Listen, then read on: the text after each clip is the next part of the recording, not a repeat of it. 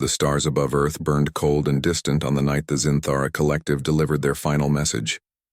In the ruins of Geneva, where the old United Nations building still stood half-collapsed from the orbital strikes, representatives from every human nation gathered in a makeshift bunker. The holographic display flickered to life, showing the face of Commander Hegemon Thrax, his 4 eyes gleaming with what humans had learned to recognize as contempt. "People of Earth," the translator crackled, "you have 7 planetary rotations to surrender unconditionally. Your orbital defenses are destroyed. Your moon colonies are ours. We have demonstrated our superiority in every engagement. Submit now, and you will be allowed to exist as a tributary species under the Collective's protection." The hologram died. In the silence that followed, President Chen of the Pacific Alliance slammed her hand on the table. "Protection? They've killed 3 million people in 6 months. They have the firepower to glass every city on the planet." Prime Minister Okonkwo replied quietly. "We've lost every battle in space." "Space, yes," said a gravelly voice from the corner. General Dmitry Volkov of the Russian Federation stood slowly, his weathered face catching the dim emergency lighting. "But they have not fought us on the ground." "Not truly. What difference does that make?" someone asked. "Their plasma weapons, their walkers, their armor?" "It makes all the difference," Volkov interrupted. "I know this because I have studied history. Real history, not the sanitary version. I have walked the fields of Stalingrad. I have stood in the frozen forests where armies died. The Zinthara want our resources, our land. They will have to take it meter by meter. Far across the galaxy, in a crystal chamber floating in the void between stars, a very different meeting was taking place. The galactic sages, being so ancient that most species considered them mythical, gathered in their sanctuary. They were the observers, the recorders, the keepers of 10,000 years of galactic history. The eldest sage, a being of pure crystallized thought, pulsed with concern. "The Zinthara move against Earth," its voice resonated in the minds of all present. "They plan a ground invasion." A ripple of shock passed through the assembly. Younger sages, barely 3,000 years old, exchanged confused signals. "Surely not," one ventured. "Even the Zinthara know the warnings about human ground combat." "The Zinthara leadership has changed," the eldest explained. The new Commander Hegemon dismissed the historical records as propaganda. He believes humans are weak because they fight among themselves. He sees their lack of unity as fatal vulnerability. "Then the Zinthara are doomed," another sage stated flatly. "We have seen this pattern before. The Krill Dominion attempted ground invasion of Earth in the year humans called 1947. They landed in a place called New Mexico. Not a single Krill survived the first week. The humans captured their technology and reverse-engineered it within a decade. That incident was covered up by human governments," the eldest agreed. "The Zinthara do not believe it occurred. They have made their decision. They will land their forces in Russia." The silence that followed was profound. Even sages who had witnessed the birth and death of stars seemed shaken. "Russia," one whispered. "Of all the cursed ground in the galaxy, they choose Russia." The eldest pulsed a deep, sad crimson. "I will send a warning. They will not listen, and so we will witness another species learn why we have one absolute rule about humanity: never start a land war." The Zinthara fleet entered Earth's atmosphere over Siberia on a gray morning in October. The humans had chosen not to surrender. Commander Hegemon Thrax considered this amusing. His invasion force numbered 200,000 soldiers, the largest ground army the Collective had ever deployed.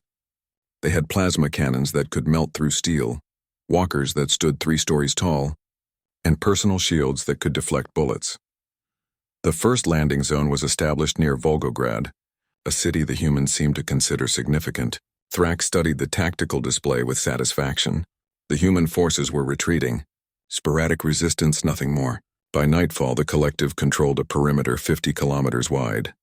"The humans run," his second-in-command observed. "They abandoned their positions without serious fight." "As expected," Thrax replied. "They are divided, leaderless. Their governments squabble while we take their territory. Within 3 months, we will control all of Russia. Within 6, the entire planet will beg for terms." What Thrax did not understand, what his intelligence analysts failed to report because they had no context for it, was that the humans were not running in fear. They were implementing a strategy that had been used successfully twice before on this exact ground.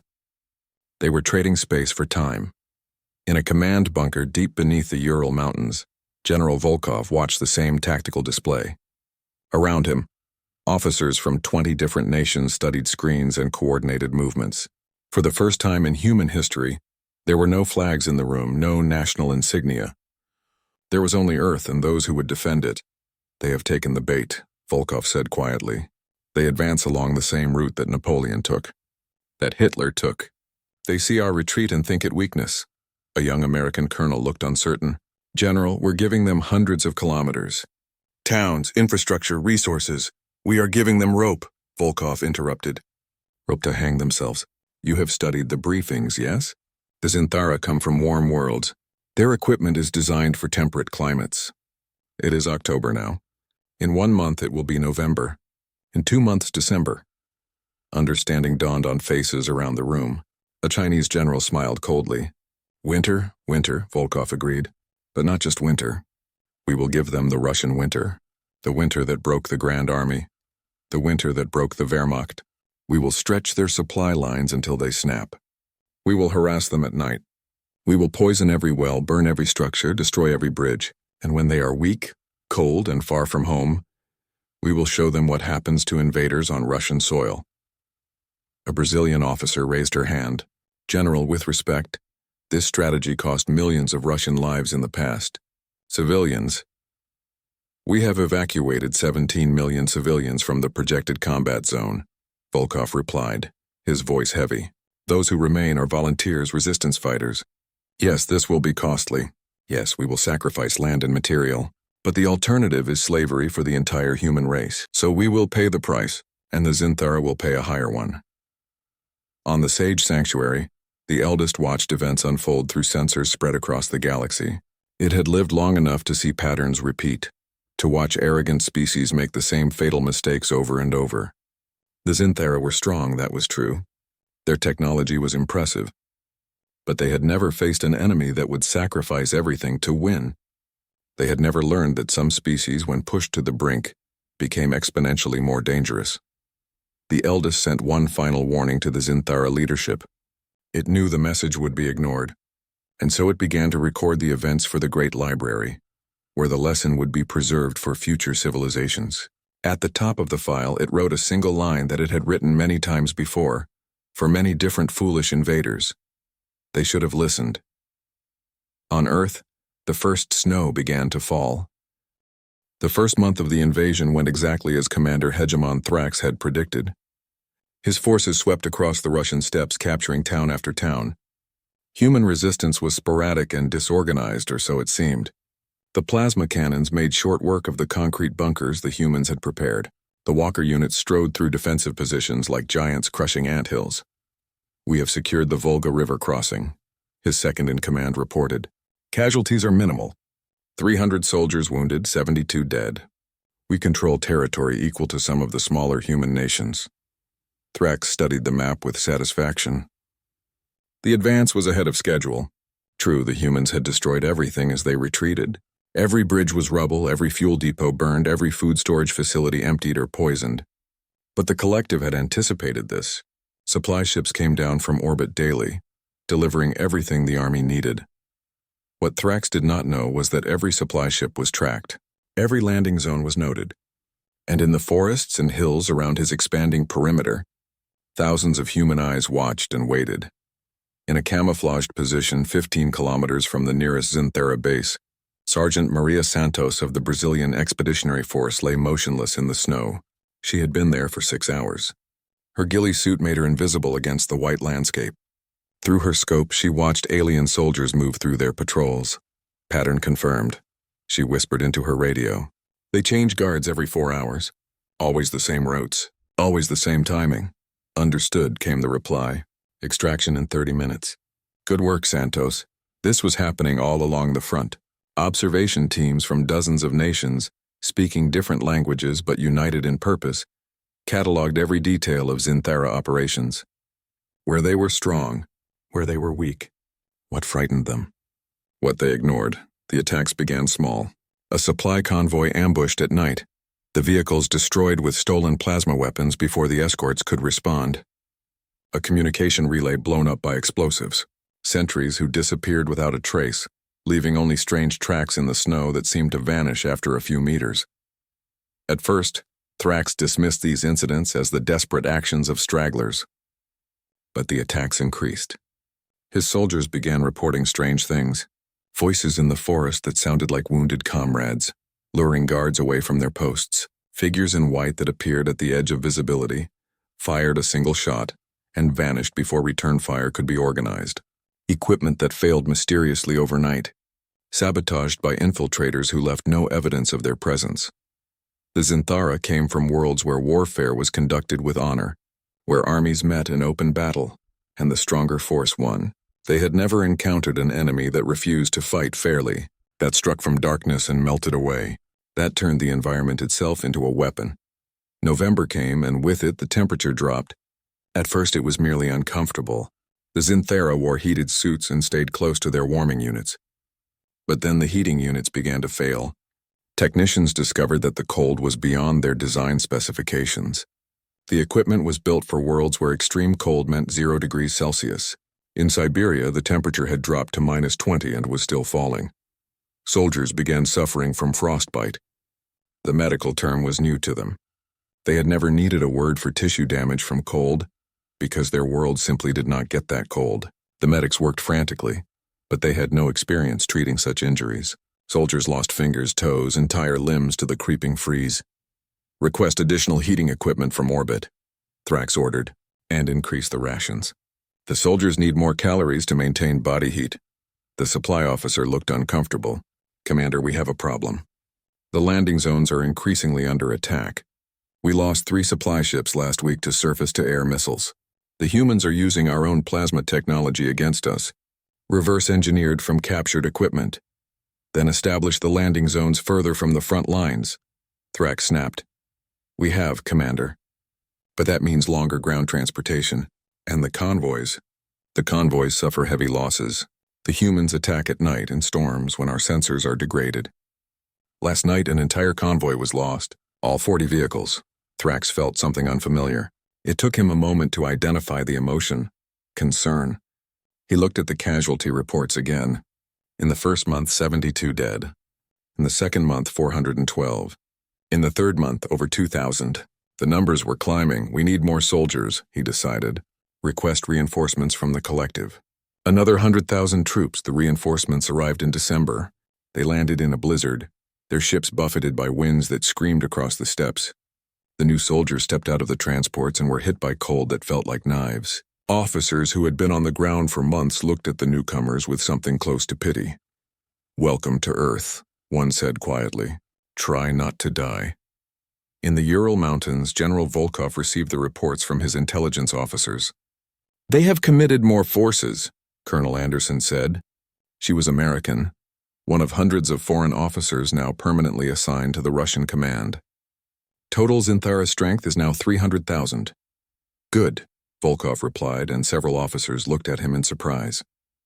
The more soldiers they send, the more mouths they must feed. The longer their supply lines become. They are doing our work for us.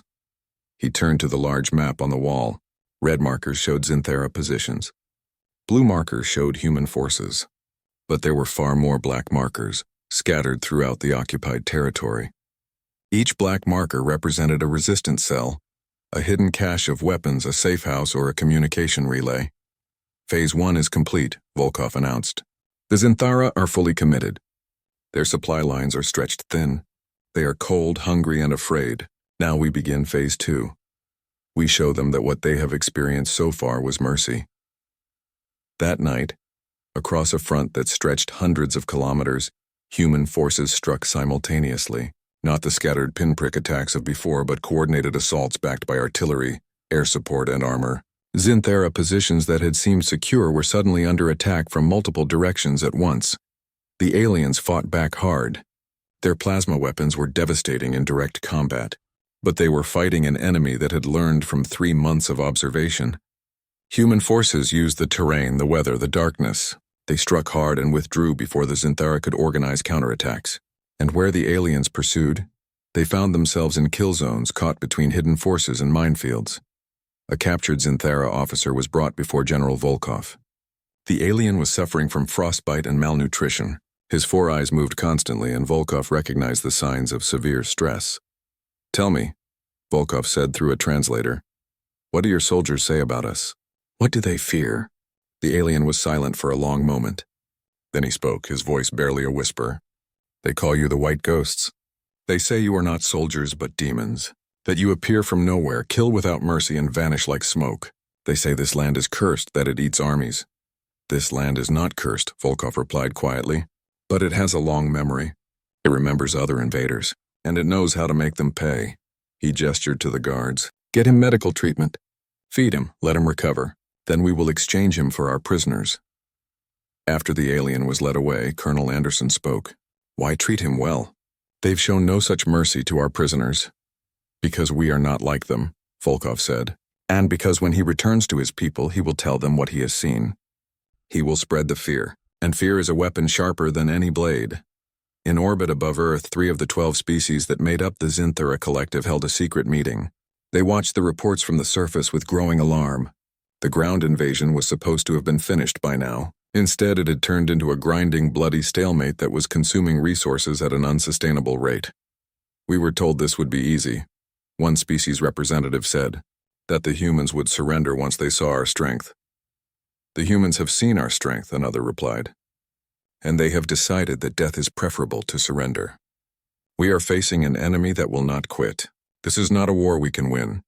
If we withdraw now, we look weak. Other species will think they can resist us. If we continue, we will bleed ourselves dry. The humans are not defeated. If anything, they are becoming stronger." The debate raged on, but no decision was made. Not yet. The collective's leadership insisted that victory was still possible. They just needed more soldiers, more equipment, more time. On Earth, as the year 2347 drew to a close, the snow fell heavy and deep. Zinthara soldiers huddled around failing heating units and dreamed of their warm homeworlds. And in the darkness beyond their perimeters, the White Ghost watched and waited, patient as the land itself. January brought cold that seemed impossible.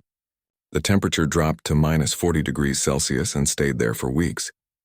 Zinthara soldiers died in their sleep, their heating equipment failing during the long night. Others went mad from the isolation and the fear, attacking their own comrades or simply walking out into the snow to freeze. Commander Hegemon Thrax stared at the casualty reports in disbelief. In 6 months, the collective had lost over 60% of its ground forces. Not to massive battles, not to nuclear weapons or orbital bombardment, but to cold, hunger, disease, and endless small attacks that bled his army to death slowly. "How many are still combat effective?" he asked his staff. "Perhaps 120,000, his second-in-command replied. The officer looked thin now, his uniform hanging loose. Food supplies were irregular, and even the command staff was on reduced rations. But morale is critical. There have been 3 incidents of soldiers refusing orders. 2 cases of sentries abandoning their posts. The troops are calling this place the Death World. It is just a planet," Thrax snapped. "With winter and cold, we have faced difficult environments before. Not like this, Commander, and not with an enemy like this." In the human command bunker, General Volkov received a very different kind of report. "Our casualties for the month are 8,000 killed, 22,000 wounded," Colonel Chen reported.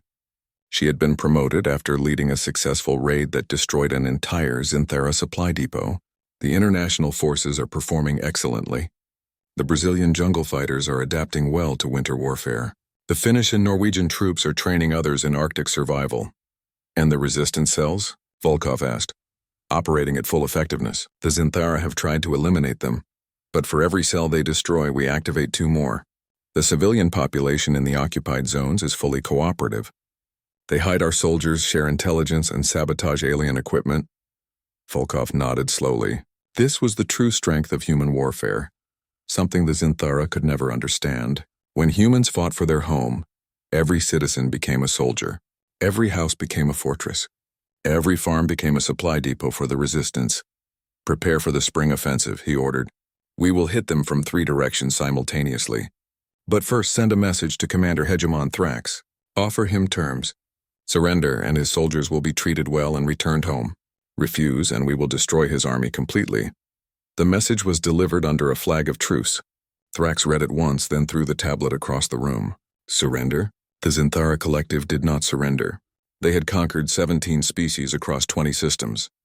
They would not be beaten by these primitive humans on their backward planet. We attack, he ordered. Full offensive. We break through their lines and capture their command centers. This ends now. The Zinthara offensive began on a clear February morning. Every remaining walker, every plasma cannon, every soldier was committed. The attack was impressive, a display of military might that would have shattered most species. Plasma fire lit up the morning sky. Walkers strode forward, their shields glowing as they absorbed human weapons fire. For 3 hours it seemed the offensive might succeed. Human positions were overrun. Ground was taken. Thrax watched from his command center and allowed himself to hope. Then the trap closed. The human positions that had been overrun were bait. As the Zinthara forces pushed forward, thinking they had achieved a breakthrough, they found themselves in a carefully prepared kill zone. Artillery hidden in the hills opened fire. Missiles launched from concealed positions, and from the flanks armored units that had been waiting in concealment struck hard and fast. The Zinthara line, stretched thin by the offensive, shattered. Units found themselves cut off, surrounded with no way to retreat. The humans had learned to target the walkers' leg joints where the shields were weakest. They had learned to use electromagnetic pulses against the alien electronics. They had studied their enemy for 6 months, and now used that knowledge with devastating efficiency.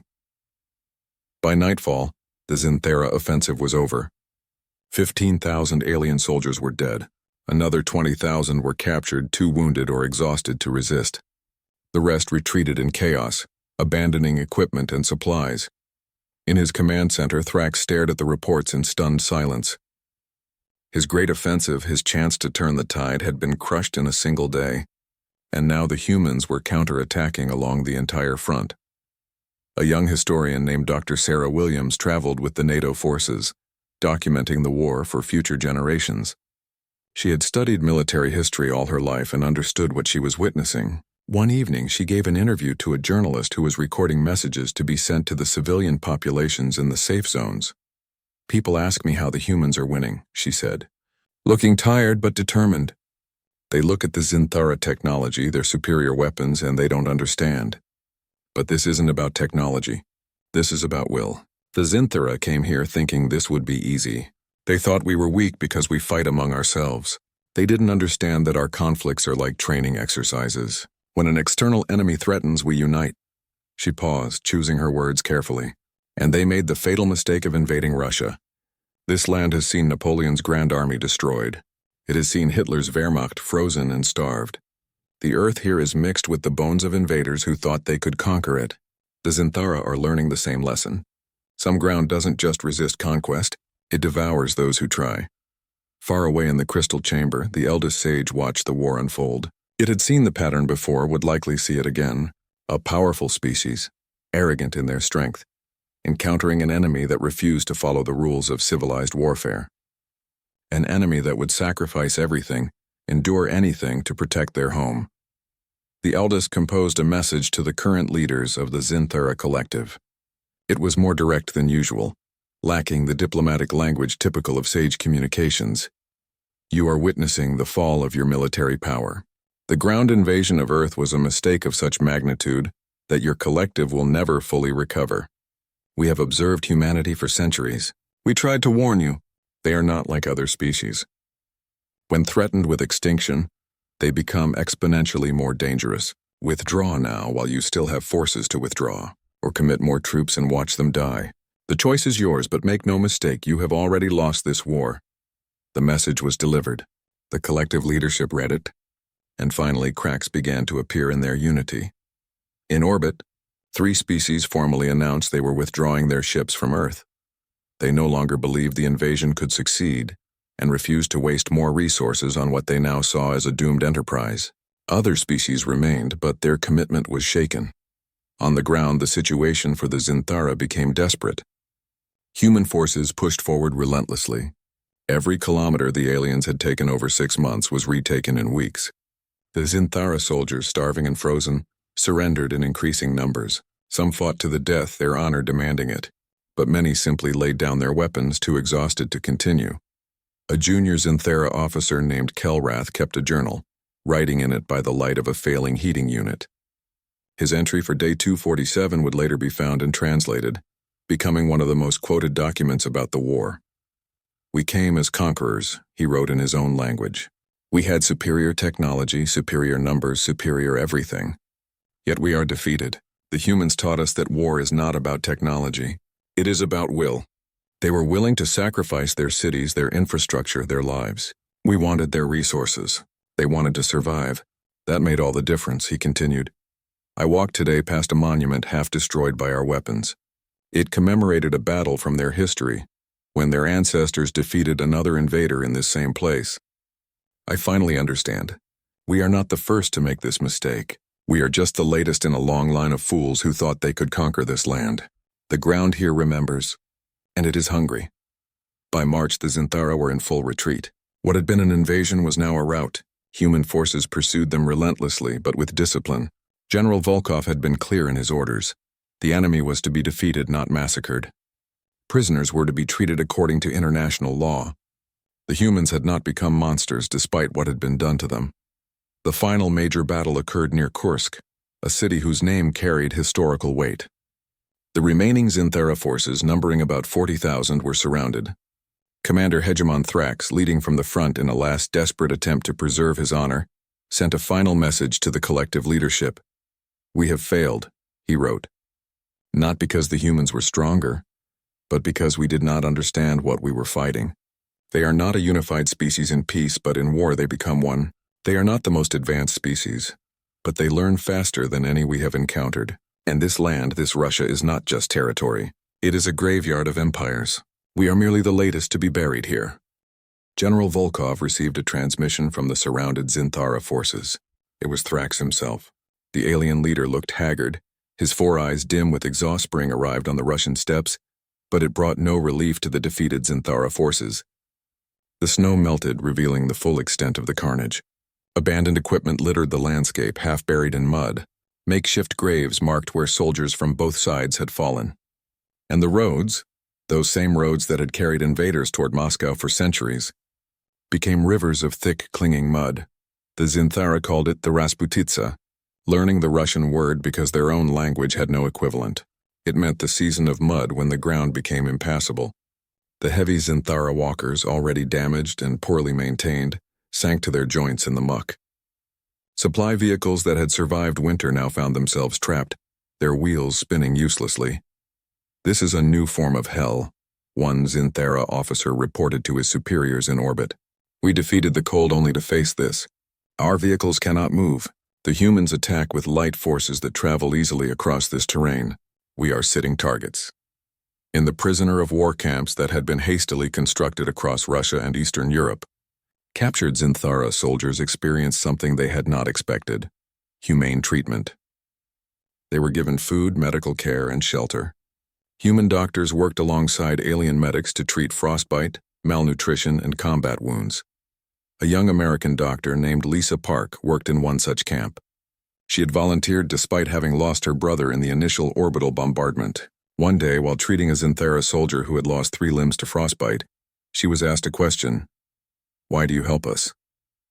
The alien asked through a translator. "We came to enslave your people. We killed many. Why show mercy?" Lisa was quiet for a moment, finishing the bandage. "Because we're not you," she finally said. "You came here thinking strength was everything. We're showing you that humanity is something else. Also, someone needs to survive to tell your people what happens when you invade Earth." The news of the surrender spread across the galaxy at the speed of light, carried by faster-than-light communication networks. The Zinthara Collective, one of the major powers in this section of the galaxy, had been defeated, not in space where they were strong, but on the ground by a species they had considered primitive. The political fallout was immediate. Within the collective itself, 3 more species announced they were withdrawing. They had joined the collective for protection and profit, not to be destroyed in pointless wars. The remaining species turned on Commander Hegemon Thrax, blaming him for the disaster. He was arrested, tried by his own people, and executed for criminal incompetence, but the damage was done. The collective would never recover its former prestige. They had revealed a fatal weakness: their inability to adapt, their arrogance, their assumption that superior technology meant certain victory. On Earth, human forces consolidated their gains. The priority now was reconstruction and security. Every captured piece of Zinthera technology was studied intensely. Human scientists and engineers worked around the clock, reverse engineering plasma weapons, shield generators, and propulsion systems. General Volkov stood on a hill overlooking the Kursk battlefield. Beside him was General Park of the Korean forces, Admiral Okafor of the Nigerian Space Navy, and Colonel Beaumont of the French Air Force. They represented the new reality. Earth's military was no longer divided by nation. The invasion had forged something new. They gave us a gift, Admiral Okafor said quietly, watching the cleanup crews work below. They forced us to unite. Before this, we were dozens of nations with different goals. Now we are one species with one purpose. The gift came at a terrible price, Volkov replied. 400,000 dead. Millions displaced. Cities destroyed? Yes, General Park agreed. But we survived. And now we have their technology. In 10 years, we will have our own fleet. In 20, we will be traveling to other stars. They came here to conquer us and instead taught us how to reach them. What none of them knew was that humans were being discussed in meeting rooms across the galaxy. Species that had never heard of Earth now studied reports of the war with intense interest. The Zinthara had been defeated, which meant they were vulnerable. But more importantly, humanity had revealed itself as a species worth paying attention to. The Galactic Sages called an unprecedented assembly. For the first time in their recorded history, they invited a species that had not yet achieved independent interstellar travel. They invited humanity. The invitation was delivered to the Terran Federation, the unified government that had formed during the crucible of invasion. President Chen, who had led the Pacific Alliance during the war and been elected as the first president of the unified Earth, received the message with a mixture of pride and trepidation. They want to meet with us, she told her cabinet. The sages, the oldest known species in the galaxy. They observe, they record, but they rarely intervene. And now they want to talk to us. Is this good or bad? Someone asked. I think, Volkov said slowly, it means we have graduated. We are no longer just another primitive species to be conquered or ignored. We have proven something. Now we must discover what that means. The human delegation traveled to the Sage Sanctuary on a captured Zinthera ship, retrofitted with human systems. It was a 3-week journey, which gave the delegates time to prepare. But no amount of preparation could have readied them for what they encountered. The crystal chamber existed in a pocket of folded space, neither fully in our dimension nor fully out of it. The eldest sage, a being of pure crystallized thought that had witnessed the birth of galaxies, greeted the humans with something that might have been respect. Welcome, humans of Earth, its voice resonated in their minds. You have done something remarkable. You have defeated a member species of the Galactic Collective in ground combat. This has happened only twice before in recorded history. Both times the invading species never recovered. President Chen, feeling very small and very young in the presence of such ancientness, spoke carefully. We did what we had to do. We defended our home, indeed, and you did so without becoming monsters yourselves. We have observed species that won defensive wars but were corrupted by them, becoming as bad as their invaders. You treated your prisoners well. You did not pursue vengeance beyond necessity. This shows wisdom. The eldest paused, and when it spoke again, its mental voice carried weight. We warned the Zinthara. We told them explicitly, never start a land war with humanity. They did not listen. Now let me explain to you why we gave this warning. The chamber filled with images, projections from the sages' vast archive. Humans saw themselves as the sages saw them. A species that fought constantly among themselves but united instantly against external threats. A species that adapted with terrifying speed. A species that would endure any hardship, accept any sacrifice to survive. You are not the strongest species, the eldest continued. Many have better technology. You are not the oldest nor the wisest, but you have something rare. You have an instinct for warfare that comes from your evolutionary history. Your world was harsh. Your species spent millions of years as both predator and prey. You learned to cooperate, to plan, to use tools. These traits make you formidable. But what makes you truly dangerous, another sage added, is that you learn. Every conflict teaches you. You study your enemies, adapt their techniques, improve on them. The Zinthera came with superior technology. Within months, you were using it against them. better than they used it themselves. President Chen felt overwhelmed by the implications. What does this mean for us? For Earth, it means you are no longer isolated, the eldest said. The galaxy knows of you now. Some species will fear you. Some will want to ally with you. Some will test you, seeking to exploit perceived weaknesses. You must be ready. We will be, General Volkov spoke up. We have learned our lesson. Unity is survival. We will never again be divided when facing an external threat. Good, the eldest said. Then hear this. We are elevating you to protected species status. This means any attack on Earth will be considered an attack on the galactic balance. The sages themselves will intervene. You have earned breathing room to develop. Use it wisely. The humans left the sanctuary in silence, processing what they had learned. They were no longer alone in the universe, and they never would be again. But they had proven themselves. They had passed the test. When the delegation returned to Earth, they brought news that changed everything. The Terran Federation began massive programs of education, technological development, and expansion. Shipyards were built in orbit. The captured Zinthara fleet became the nucleus of Earth's own space navy, and throughout it all, the lessons of the invasion were remembered. In military academies across Earth, every officer studied the Zinthara War. They studied what went wrong for the invaders and what went right for the defenders. The Battle of Kursk, the Winter Campaign, the guerrilla warfare, all of it became required learning. But perhaps the most important lesson was simpler. It was encapsulated in a memorial built on the Kursk battlefield, where the Zinthara had made their final stand. The memorial was simple, a wall with names of the fallen, both human and alien, and at the top, in letters that could, 5 years after the Zinthara surrender, Earth had transformed beyond recognition. The orbital shipyards worked day and night, building vessels that combined human ingenuity with captured alien technology. Cities that had been devastated by bombardment were rebuilt with materials and techniques learned from studying Zinthara construction methods, and everywhere, in schools and universities and research centers, humans pushed forward with the desperate energy of a species that knew it could never afford to be vulnerable again. President Chen stood at the window of the Federation headquarters in Geneva, looking up at the stars. Somewhere up there, the Galactic Assembly was convening for the first time since humanity's elevation to protected species status, and for the first time in galactic history, humans had been invited to attend. Are we ready? She asked General Volkov, who had become the Federation's first Minister of Defense. We are never truly ready, Volkov replied, but we are prepared. That will have to be enough.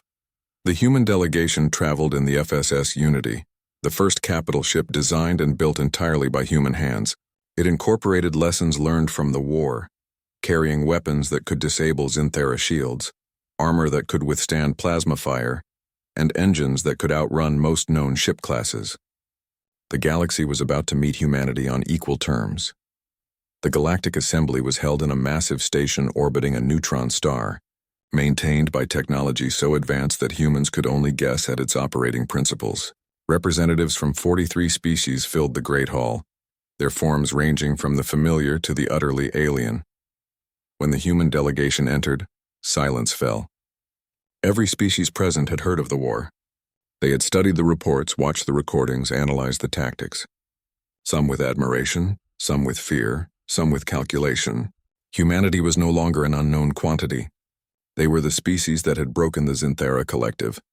The eldest sage presided over the assembly, its crystalline form pulsing with ancient light. We gather to discuss the new galactic balance, it announced in a voice that resonated in every mind present. The Terran Federation has earned its place among us.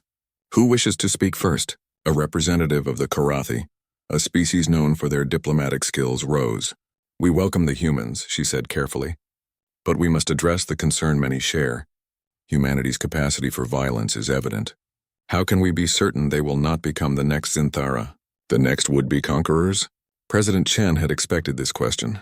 She stood, very aware that she was being judged by species whose civilizations were older than human history. We were invaded, she said simply. We defended ourselves. We did not pursue the war beyond our system. We did not seek revenge against Zinthara civilian populations. We treated prisoners according to our laws, which require humane treatment even of enemies. She paused, letting her words sink in. Yes, we are capable of violence. All species are, or they would not have survived to develop civilization. But we are also capable of mercy, of cooperation, of building rather than destroying. The choice of which path to take is always ours, and we choose peace when peace is possible. Noble words, another representative spoke up, this one from the Vryn hierarchy. But words are easy. What guarantee do we have that you mean them? General Volkov stood, his scarred face showing the years of war. There is no guarantee, he said bluntly. Just as there was no guarantee the Zinthara would not invade us despite peace treaties. But I can tell you this. We remember what it cost to defend our world. 400,000 dead, cities destroyed, families shattered. We have no desire to inflict that on others, not because we lack the capability, but because we understand the price. Furthermore, Volkov continued, we are releasing all Zinthara prisoners. They are being returned to their homeworlds, healthy and whole as we can make them. We kept our word to them. That is your guarantee. Our word means something. The eldest sage pulsed with approval. The sages have observed humanity for centuries. We have seen them fight each other with terrible ferocity. We have also seen them rebuild together, forgive each other, and move forward. They are contradictory as all young species are, but they have shown the capacity for growth. A stir went through the assembly. The sages rarely spoke so directly in favor of any species. There is another matter, the eldest continued. 3 species of the former Zinthara collective have requested something unprecedented. They wish humanity to hear their request directly. 3 aliens approached the human delegation. Their postures showed what the translators confirmed. They were nervous. These were representatives of species that had participated in the invasion of Earth. The first speaker, a Valkyrian whose people had provided logistical support to the invasion, spoke haltingly. We come with formal apology, she said. Our species joined the collective seeking protection and prosperity. We did not understand what was being done in our name. When we learned the truth of the invasion, the atrocities, we withdrew our support. But withdrawal is not enough. She knelt, a gesture that clearly cost her pride. We offer reparations, technology, resources, whatever you require. And we ask for something in return. We ask for your help. President Chen was surprised. Help with what? Teaching us, the second representative said. He was Sithrine, a species known for their analytical minds. Your military academies, your strategic thinking, your ability to unify in crisis. We have studied your war, not to learn how to defeat you, but to learn from you. 3 collective species are dissolving their military alliance with the others. We wish to rebuild our defense forces, but not as tools of conquest. As actual defense, you want us to train you? Volkov asked, incredulous. More than train, the third representative said. She was Korath, from the species that had first suggested inviting humans to the assembly. We want to hire human military advisors. We want cultural exchanges. We want to learn the thing that makes you unique. How to fight desperately when necessary, but stop fighting when the war is won. The assembly erupted in discussion. Some species found this request shocking. Others found it shrewd. Humanity had proven themselves in the crucible of war. Their methods, their strategies, their technology had defeated a major galactic power. Of course, species would want to learn from them. President Chen requested a recess to discuss with her delegation. In a private chamber, the humans debated fiercely. This is a trap, one advisor argued. They want to learn our secrets to use against us later. Or it's genuine, another countered. They saw what the Zinthara became and want to avoid that fate. They're looking for a different model. General Volkov was quiet, thinking. Finally, he spoke. We accept, but with conditions. Full transparency. Our advisors will have complete access to their military structures. Any technology we share must be used only for defense. And the cultural exchange must be genuine. They will send their people to Earth, live among us, learn not just our warfare but our values. That could backfire, someone warned. What if they learn our weaknesses? They already know our weaknesses, Volkov replied. They studied the war, but let them also learn our strengths. Let them see why we fight the way we do. If we can turn former enemies into allies through honest exchange, that is worth the risk. The human delegation returned to the assembly and announced their acceptance. The 3 species visibly relaxed, relief evident even across alien physiologies. But there was more business to address. The eldest sage spoke again. The Zinthara collective is fractured. 7 species have withdrawn. The remaining 5 have requested mediation to restructure their alliance. They have specifically requested that humanity participate in the mediation process. This caused another stir. Humanity, the newest species in the assembly, being asked to mediate the restructuring of a galactic power. Why us? President Chen asked. Because you defeated them but did not destroy them, the eldest explained. Because you showed mercy when you could have pursued vengeance. The Zinthara have learned humility at great cost. They believe you understand the balance between strength and restraint. They may be correct. Over the following months, human diplomats worked with sage mediators and collective representatives to create what became known as the Compact of Equals. The Zinthara Collective was dissolved. In its place arose a defensive alliance of 5 species, committed to mutual protection but prohibited from aggressive expansion. Human advisors helped restructure their military doctrines, emphasizing defense over conquest, discipline over domination. It was difficult work. Old habits and old arrogances died hard, but slowly, painfully, progress was made. Meanwhile, Earth continued its transformation. The Federation expanded not through conquest but through cooperation. Mars was terraformed with technology traded from grateful allies. Europa's oceans were tapped for resources. Human ships began regular trade routes with friendly species, but Earth never forgot the lessons of the war. Every military academy taught the Zinthara campaign as the definitive example of what happens when arrogance meets determination. The Russian winter campaign became required study for officers across the Federation, and in a dozen languages from a dozen species, a new saying entered galactic military doctrine: never start a land war with humanity. Thank you for watching and comment for next part.